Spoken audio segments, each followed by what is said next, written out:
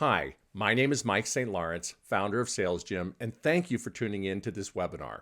When sales leaders ask us to help them to transform and improve the way their salespeople interact with decision makers and close deals, one of the first things we ask them is how they measure the effectiveness of their sales culture. And ultimately, the sales culture determines how quickly salespeople improve and what habits that they get into. And more often than not, sales leaders tell us that they don't have a method or a set of benchmarks or a yardstick or some kind of a process for measuring the overall effectiveness of their sales culture. So that's what this webinar is all about, those 5 culture driving factors that you can impact as a sales leader.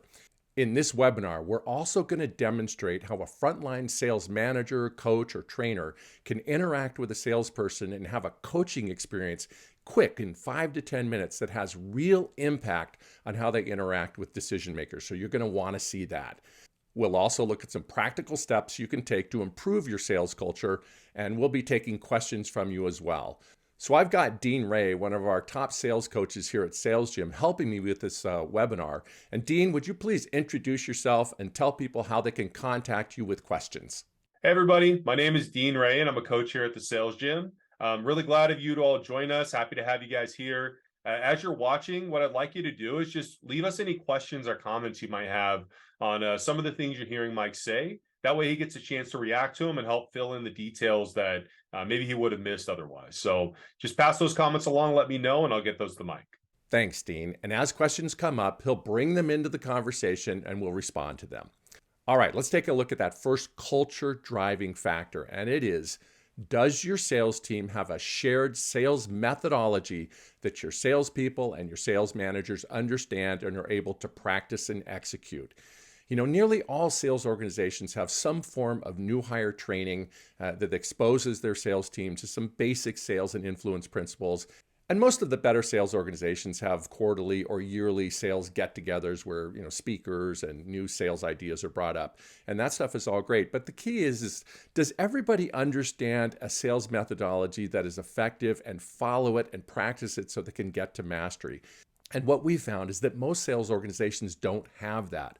Although they might have exposed the sales team to some ideas and processes and methods and such, it isn't widely adopted and accepted by the whole team and practice. So that's one of the first things is, does the whole team have a sales methodology that they understand and practice? What we find when we start working with most sales organizations is that salespeople typically develop their own process or their own methodology. So it becomes difficult to train and practice with them because they're following different approaches. Most sales organizations will get much better results if everybody on the team is trained on a consistent method of how to ask, listen, and understand first with good, effective, open-ended questions and summarizing before they start presenting a tailored solution. So that is our first culture driving principle, which is get everybody on the same consistent sales methodology. And it looks like Dean's got our first question. Dean, what have you got? Mike, I got a good question from the audience here. They brought up that we have sellers selling different products to different audiences with different types of sales cycles. So with that in mind, how do you actually create an approach that's adaptable for all of that? And is there some kind of one-size-fits-all methodology that you could prescribe? That is a fantastic question. And we're not really going to look at salespeople and organizations that have a very short sales cycle where the sales team has a pretty strict script and they're very concerned about handle time and every call's got to be completed in 3 or 4 or 5 minutes. That's a different kind of selling. But for those of us that are selling in a longer format where conversations take longer, it could be B2C or B2B.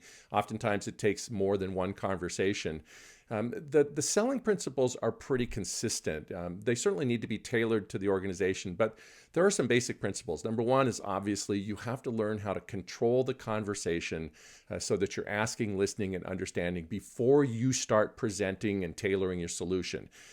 We find that is a very difficult thing for most salespeople to execute, which is why they end up talking so much and not listening enough. So that was one of the key things is that ask, listen, understand first type of sales process and understanding how to lead that kind of a conversation. Then the second key element is learning to tailor what we are presenting to that decision maker so it really resonates with them. So those two principles are really consistent throughout many different sales organizations and across different products and services and capabilities and expertise areas. And it's teaching people how to execute on those two basic things, asking and listening first and tailoring that solution so it really resonates. And the more your sales team gets better at that and practices and can execute in those areas, the more that can apply across a whole variety of different product lines. All right, let's take a look at the second sales effectiveness driving culture area. In that first one, we said, do you have a consistent sales methodology that everybody is trained on and exposed to? The second one is, do you have commitment to that methodology? So that responsibility really falls on those frontline sales managers to develop that commitment to a method and an approach and an actual, selling style that is going to generate better results. There are a lot of sales organizations that find that they don't really want to go to the work and put out the effort to teach their salespeople how to sell more effectively. So they just give them some support, they hold them accountable to goals, and you get a lot of lone wolves doing their own thing. And certainly it can work, but it's very expensive. And it's hard to develop the team. It's hard to allow your culture to really have that positive and powerful impact, because what you're really doing is just hiring and sustaining talent. You're not really developing talent. So if you want to develop that talent, you need to be able to have that methodology and a commitment to it. All right, so culture driving principle number one is you need a sales methodology you can expose and reintroduce to your team consistently, month after month, year after year. And secondly, you need commitment from your frontline sales managers to teach and train and give feedback on their team so that they get better and better at executing that methodology.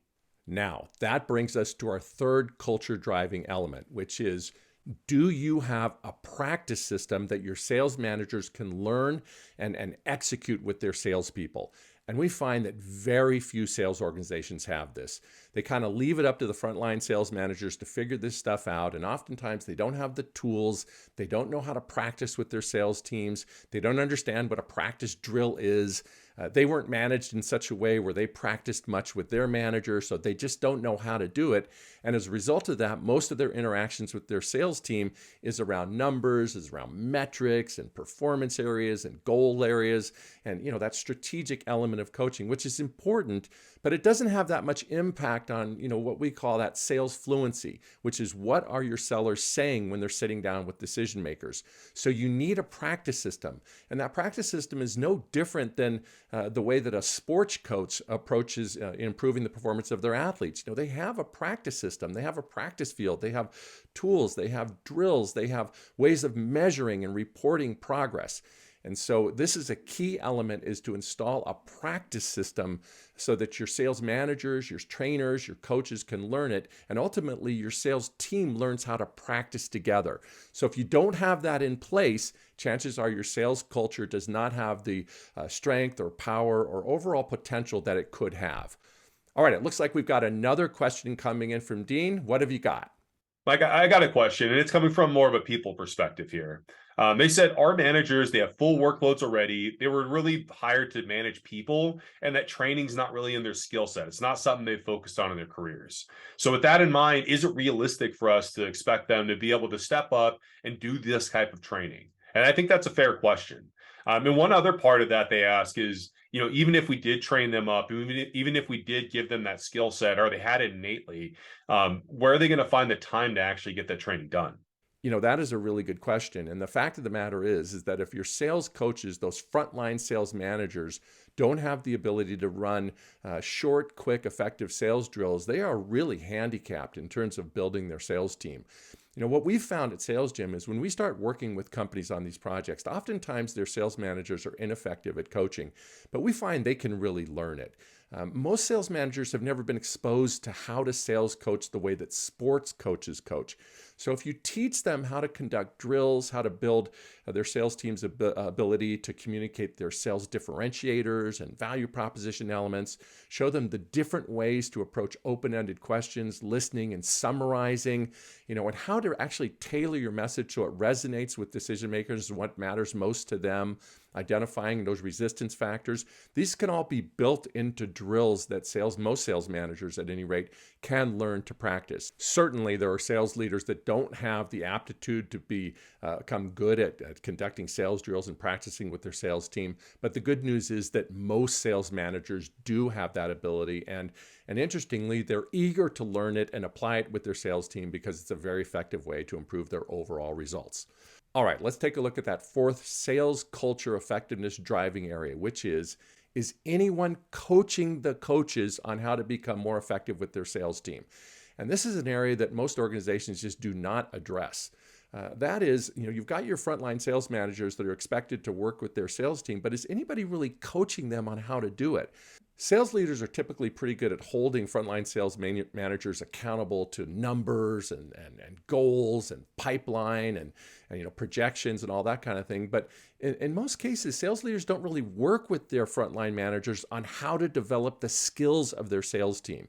When sellers become more effective and skillful at interacting with decision makers, their sales start to increase. But just putting pressure on them from a goals and metrics and pipeline standpoint doesn't typically get the best results. So is anybody in the organization coaching those frontline sales managers on a consistent basis to take their coaching skills to the next level? And if that's not happening, you can be 100% sure that your sales team is nowhere near realizing their potential. All right, before we reveal that fifth area, let's quickly review what we've covered. First, we need a sales methodology that everybody gets exposed to and reintroduced to and just refreshed on a consistent basis. Then we need to make sure our frontline sales managers are committed to that methodology and follow it and teach and train their team to get better at it. The third area is we need a practice system that our frontline sales managers can learn and master and ultimately get the sales team to learn how to practice and improve together. The fourth area is somebody's got to be coaching the coaches to become more effective at this training-based, practice-based coaching. All right, now the fifth area is, do you have a way of measuring and tracking whether or not your teams are practicing and improving together? If you take a look at elite sports teams, they invest an enormous amount of money, time, resources, and effort into training. They put together training facilities and machines, and they've got coaches dedicated to different areas of training, whether it be strength or speed or quickness or agility or endurance or specific skills to that sport. They measure it, they report it. They are constantly trying to get their athletes to perform better in each of those kind of results determining areas. So it's critical that we have a tracking and reporting system that allows the organization to understand what are their sales managers doing with their sellers in terms of developing their skills. When are they running those practice sessions and what skills are they working on? And what improvement are they seeing in their sales team's ability to use sales messaging and differentiating factors and opening and asking great open-ended questions and tailoring solutions? We need to be able to track that stuff so we know what's happening in those practice sessions. So those are the 5 areas. And if you really zero in on those and start to improve them, you're going to build a sales culture that really strengthens the sales team and produces winners. You need a sales methodology. You need frontline sales managers that understand and are committed to it. You need a practice system. You need somebody coaching those coaches, and you need a way of reporting and tracking it so that the sales leadership can have visibility into how much practice and improvement is happening between frontline sales coaches and their sellers. All right, at the beginning of this webinar, I told you we would demonstrate a coaching experience that most sales managers can learn how to execute. So let's watch this interaction between Dean and Brittany as he coaches her, and we'll see how quickly she can improve when a practice system is applied and the coach knows how to coach in an effective way. Let's watch how it works.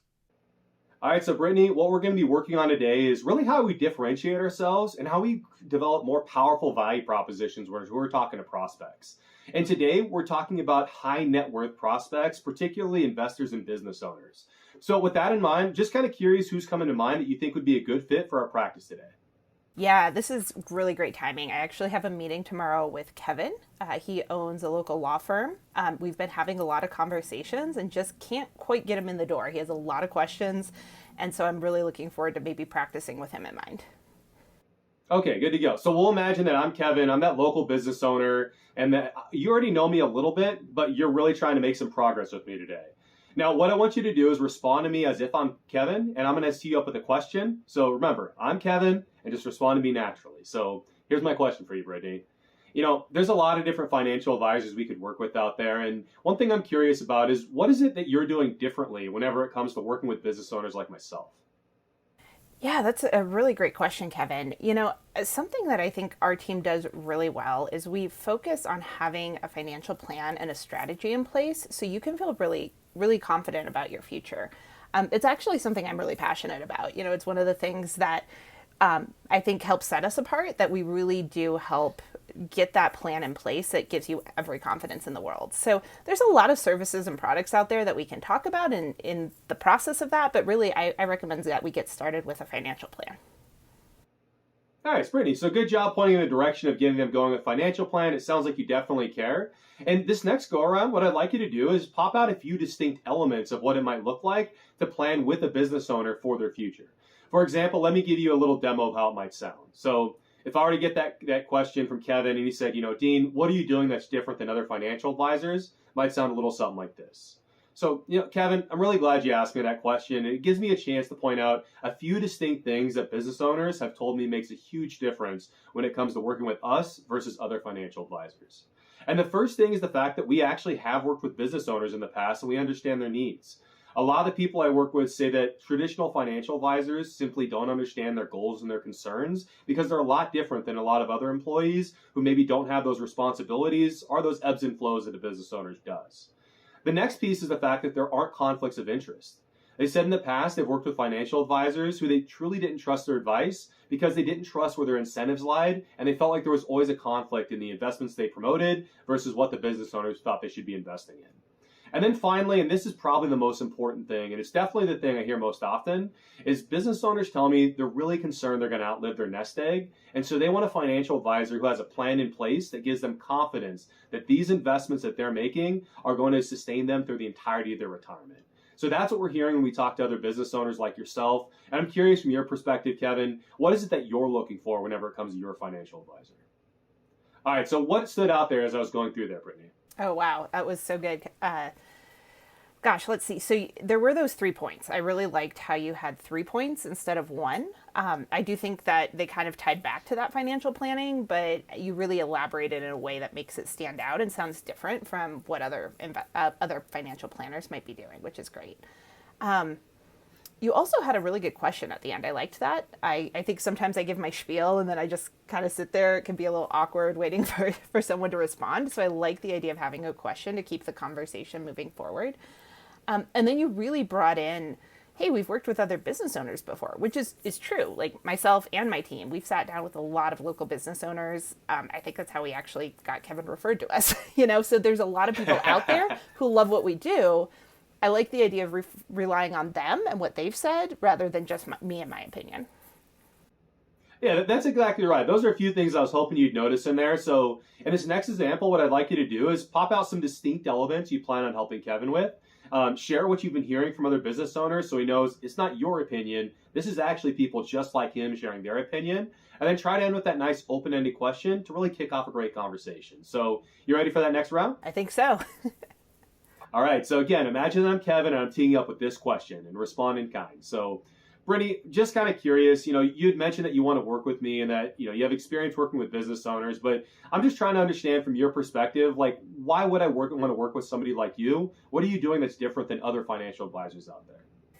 Yeah, Kevin, that's a really good question. Thank you for asking that. I think what we hear from other business owners, because we've worked with a lot of business owners, right, in this community, I think what we've heard from a lot of them is a few things. First of all, we really do a good job helping plan for your business, right? You're not just bringing home a paycheck every couple of weeks and deciding how to invest that money. You have so many other things to account for: your assets, your employees, this thing that you've built that you've done such a great job at, having this business.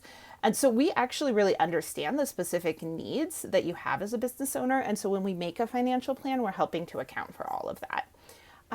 And then, another thing that I think is really important is we want to make sure that you don't outlive your retirement, right? That you have everything you need when you hit retirement, so you can feel really confident going into retirement, maintaining that same standard of living, knowing that you have everything you need for the future. So I think those are a couple things that some people have said, and that I've noticed. Does that kind of answer your question? Nice, Brittany. So you did a good job of popping out two distinct elements there. And then I like that you also brought in the opinion of other business owners as you were going through there.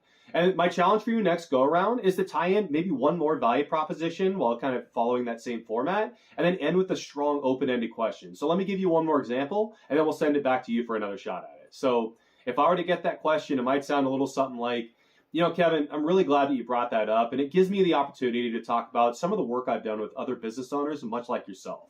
And when I'm working with other business owners, they always say there's three distinct things that really stand out for them about our work together. The first is they say that it's really unique that I actually have an understanding of what it's like to work with other business owners. They say in the past they've worked with other financial advisors where they really felt like they didn't understand their particular goals and needs in ways that I have, simply because they hadn't worked with business owners in the past, so they just didn't understand what that world looked like. The next piece is they felt like our incentives were actually aligned. Whenever they worked with financial advisors in the past, they often said there were conflicts of interest there because the financial advisors would push them towards investments that line their pockets, but weren't necessarily a fit for their particular needs and goals. And for that reason, they often didn't trust the advice they were getting. And then the last piece, and this is probably the most important, is they said they like that we actually give them confidence that they're going to be able to live through a full retirement and not outlive their nest egg. One of the most common concerns I hear as I'm talking with other business owners is that they're going to get to that retirement, do all that work, and then they're going to be nervous to start withdrawing because they don't trust the plan in place and they're scared they're going to outlive their money. And so one of the things they really love about us is whenever we work on our plans together, we can show them what it looks like from the time they retire and so the time they complete retirement, what it looks like to actually do those withdrawals and do it safely. So that's what I've been hearing from other business owners as far as what's been most important for them. And I'm curious from your perspective, what are you really looking to get out of this relationship whenever it comes to what your needs are with a financial advisor? All right, Brittany, so what did you notice as I was finishing up there? I really liked that question at the end. Just, what is it that you really need from a financial plan and from a financial advisor? Like, really get that conversation going. So I want to work on that for sure. All right, on this next go around, that's going to be your goal, right? Share the opinion of what you're hearing from other business owners just like them, and then kick off that great conversation with that strong open-ended question. So let me tee you up one more time, Brittany. So look, here's the deal, Brittany. I need to find a financial advisor who actually understands our needs and can really help us out. So from your perspective, why is it that I should be working with you versus somebody else? Kevin, that's such a great question, and you really have come to the right place. We've worked with a lot of business owners in this community, and I think they say a few key things about what makes us different. And the first is that you are a business owner, right? You're not just an employee who's bringing home a consistent paycheck and deciding where to put that money. You have so many variables that you have to consider with your business. Everything from the assets you have to the employees and payroll to, what are you going to do when you retire? Are you handing it off? Are you going to, start moving things around? We help you think through all of that. And that's something that I think a lot of business owners locally would say really makes us different. We really understand the unique needs that you have. There's another thing that I think you would hear from a lot of people that we've worked with, and that's that we try and avoid any conflicts of interest. Sometimes you could go to another financial planner and they're going to push products and services that put money back in their pockets, right? That they're getting incentives for. We're really all about what is it going to put money back in your pocket. And so we're only going to recommend the plans, the services, the products that are going to do that for you. I think there's one more thing, and it's probably the biggest thing we hear, and something I'm really passionate about, that we don't want you to get to retirement and be worried about outliving your money. We want you to get to retirement, know that you have exactly what you need, and have so much confidence in the financial plan we've put together for you that you can just maintain your standard of living, feel really great about the future, enjoy life with your family and not have any questions or concerns about it. And that's something that is so important and that we've heard from other business owners that they really feel good about when they hit retirement. Yeah, so if you're thinking, Kevin, about your future and what's really important to you in a financial plan, what are some of the things that you are looking for? Nice, Brittany. That was much better. So good job of kind of chaining together those 3 value propositions, talking about really what you've been hearing from other business owners and how these things have impacted them. And then that question at the end, that's going to kick off a great conversation. So what I would do is you're going to be working with Kevin tomorrow. Go ahead and practice this a few times to see how it feels, and then get really comfortable with it, and then go out and deploy that and use it with them. So with this in mind, I'm just kind of curious. We touched on a few different rounds and a lot of key points in there. What's your main takeaway from today as far as maybe some learning points that you want to make sure you apply moving forward? I really loved the 3 points you had, Dean. Every single one of them is true, and it just isn't something I'd really thought about in this context to be able to differentiate us from other financial planners in the area. And then really talking about other business owners, that's where we specialize. It is a differentiator. It does set us apart. So really bringing that to the surface and saying, hey, these are things that other business owners have said, or these are the reasons that people refer to us, and so being able to pull that out makes a lot of sense. I think that's the thing that really stood out the most. And that's dead on, Brittany. And one of the things I would be curious about is whenever it comes to that conversation you're having with Kevin tomorrow, how do you really plan on using what we practiced today to springboard that conversation and really get into some deeper things that really matter to Kevin? So I think just practicing those 3 points, like you said, would be good. But then I also really like those open-ended questions, and I feel like that's hard to come up with in the moment. So I might try and spend some time, write some questions down and then be a little more prepared for that, just to stay in the moment, but also keep the conversation going.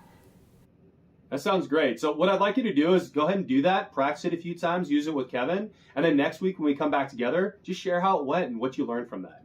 And then whenever it comes to practice next week, one of the things we're going to be focused on is instead of business owners, we're going to focus on a retired couple. So I want you to brainstorm over the next week some concerns and some goals a retired couple might have, and then bring those into our actual practice round next week. Okay, that sounds great. Thanks so much, Dean. So what you've just seen is a practice methodology that nearly all frontline sales managers can learn how to execute.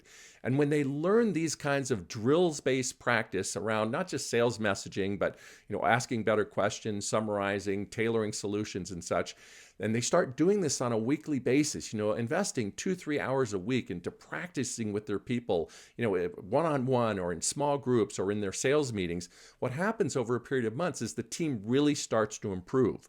So you may be asking yourself, could this actually work in our organization? And one of the interesting things about SalesGym is we're able to demonstrate this methodology very quickly to a small group of sellers in your organization. So what I'd like to offer to you is a no-cost demonstration of this coaching methodology that has immediate impact on your sales team. So if you can put together 4 to 5 of your sellers for a 1-hour virtual session, one of our coaches will work with them for 60 minutes, similarly to what you saw Dean doing with Brittany, and you will see more progress in their sales messaging skills about how to explain what differentiates your service, product, or company from your competitors. You will see more improvement in that 1 hour than you would normally see in a full year in terms of how salespeople improve. So we challenge you to take us up on this no-cost offer. So once again, 4 to 5 salespeople for 60 minutes with one of our sales coaches in a virtual session, and you will see something very interesting about how quickly your sales team can improve if you apply these principles of coaching, training, practice, and methodology that we've talked about here in this webinar. You can arrange to have one of these demonstrations at your company with your sales team and see it firsthand by contacting by email kumi@salesgym.com.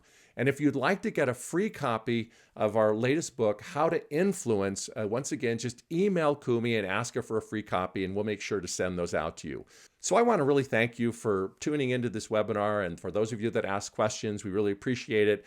And once again, feel free to contact us if in any way we can help you to build a stronger sales team, build stronger sales coaches, and ultimately get your sales team interacting with decision makers in a way that increases their overall odds of success.